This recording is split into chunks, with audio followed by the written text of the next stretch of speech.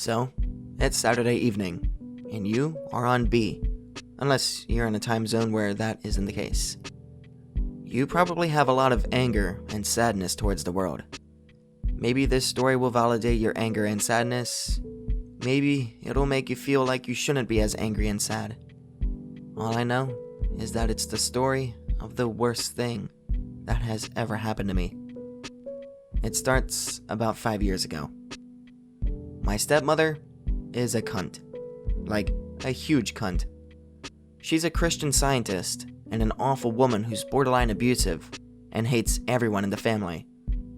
She justifies herself being a cunt with, "You kids think I'm the evil stepmother anyways, so I might as well be." I used to feel bad for hating her because I just wanted my dad to be happy. I do not feel this way any longer. About 5 years ago, I was a senior in high school. A new girl moved in. Her name was Nicole. Nicole was a misfit from the start. She was socially inept, dressed weird, and just kept to herself. Whenever she tried to reach out and make friends, she just seemed mean or scary. I knew straight off the bat that we would get along perfectly. One day, I came up to her after class and referred to some joke that she made in class. She thought I was making fun of her and started trying to apologize for the joke. I told her it was hilarious. We had lunch. Long story short, she didn't have any friends and she wanted friends, and I wanted to be her friend, and we were fast friends. By the end of senior year, Nicole and I are dating. We lost our virginity to each other. We went to college in the same city. As college moved on, our relationship just kept getting stronger. We got an apartment together. We talked about post-college plans. It became apparent that, as things were going, we might get married. And it was amazing. Nicole starts to get sick. One day, she found a lump in her breast. Nicole had breast cancer. They took her into the hospital, and in some fucking awful twist of events, in addition to breast cancer, she also had brain cancer. The doctor said that since they found out early enough, they might be able to do some help, but it was a dangerous situation. Each day we spent together felt so important. We were inseparable. I called my dad to tell him I was devastated about everything. 2 days later, I got a phone call. Nicole starts contemplating suicide as she starts rapidly losing weight and hair. I stick by her side throughout the whole ordeal, skip as many classes as I can. Got another job to help pay for the hospital bills. Realized that I'm running out of potential time to ask her to marry me. Decide that I should ask her to, so that she can have that before it's too late.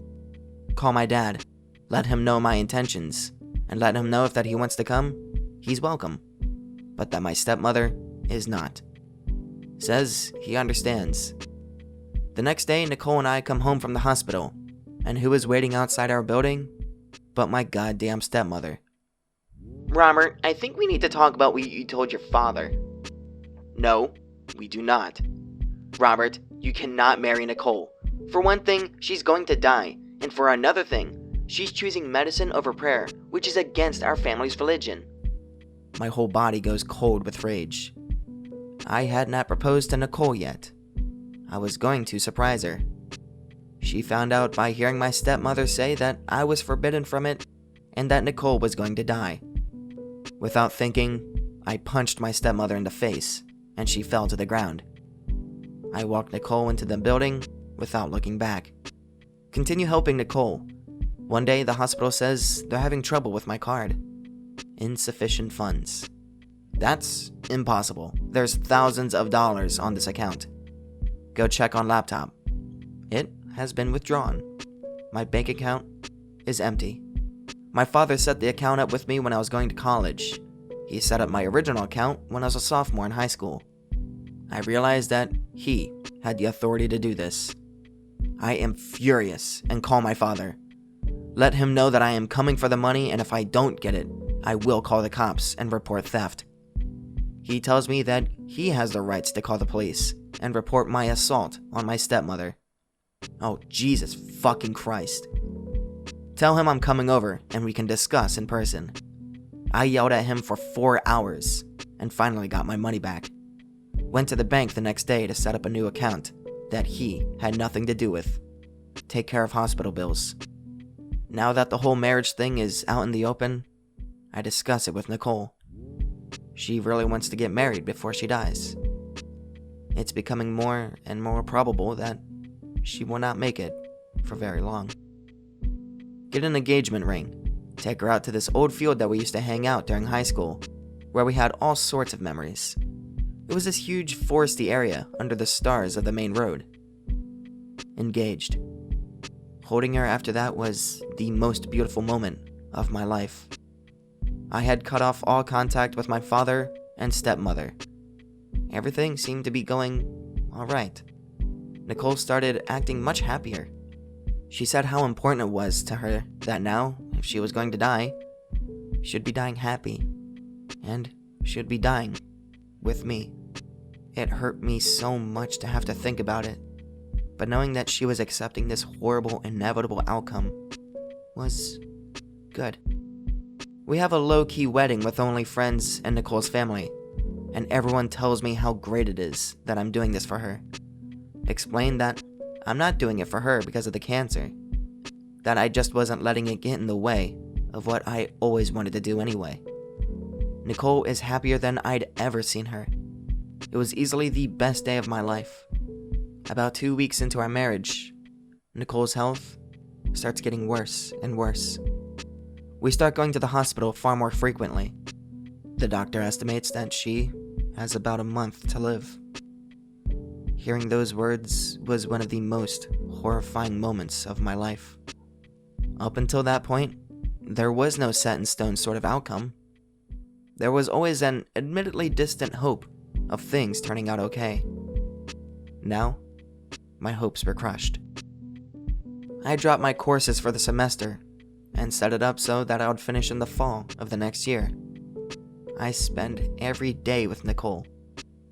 We are so in love that it physically hurts to think about her dying. She'd been holding up fine, but now she was starting to get afraid. "You need to be with me when I die. I don't want to be alone when I die." She keeps making me promise I'll be there. 3 weeks after she gets the 1-month warning, we're in our apartment together, just holding each other and listening to music. There's a knock on the door. I go to answer. It is the police. I am being arrested for assaulting my stepmother. I'm put in jail overnight. As I get taken away, Nicole is just screaming, "Don't leave me!" The next day I'm let out as my father and stepmother drop the charges. My dad picks me up to say that he hopes that I learn a lesson. Tell him I need to go home. He drives me to his and stepmom's house for me to apologize. He keeps me there for 2 hours because my stepmother doesn't believe I'm sorry when I say so. I am clearly not sorry. My car and cell phone are at the apartment. Eventually, he says, "This isn't over," and takes me home. I knock on the door. No answer.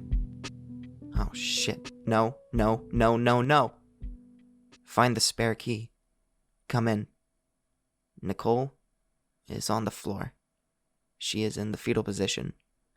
The room smells awful. Nicole is dead. Her face is caked in tears.